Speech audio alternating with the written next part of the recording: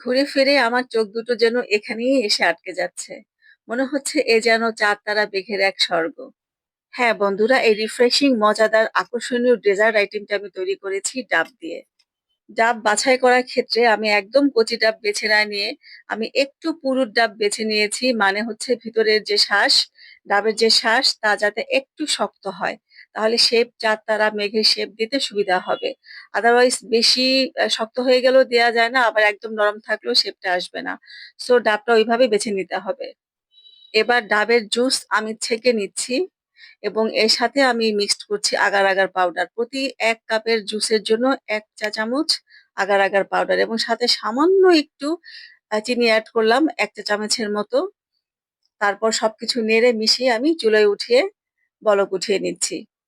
বলক উঠে গেলে আমি নামিয়েই ১ চিমটে কালার ইউজ করলাম একটু দেখা সৌন্দর্যের জন্য। তারপর আমি যে সার্ভিং ডিশে ৪ তারা মেঘের শেপ করে রেখেছিলাম তার মধ্যে ঢেলে দিলাম। এবার যদি ঠান্ডা খেতে চাও তাহলে ফ্রিজে রাখবে, আর যদি নরমাল খেতে চাও তাহলে বাইরেই এটা সেট হয়ে যাবে। ডাবের পানিটা ঢালার সাথে সাথে ৪ তারা মেঘ একটু এদিক সেদিক সরে যেতে চাইবে। গরম থাকা অবস্থাতে এটা কোনো চামচ বা কাঠির সাহায্যে সেট করে দিতে হবে পছন্দ মতো। এত অল্প সময়ে অল্প খরচে এই ঝটপট রাজকীয় স্বাদের রিফ্রেশিং ডেজার্ট আইটেমটি হওয়া উচিত আমাদের ঘরে ঘরে সকল উৎসবের মূল ডেজার্ট আইটেম। সবার সুস্থতা কামনা করে বিদায় নিচ্ছি। সবাই ভালো থেকো। আল্লাহ হাফিজ। আসসালামু আলাইকুম।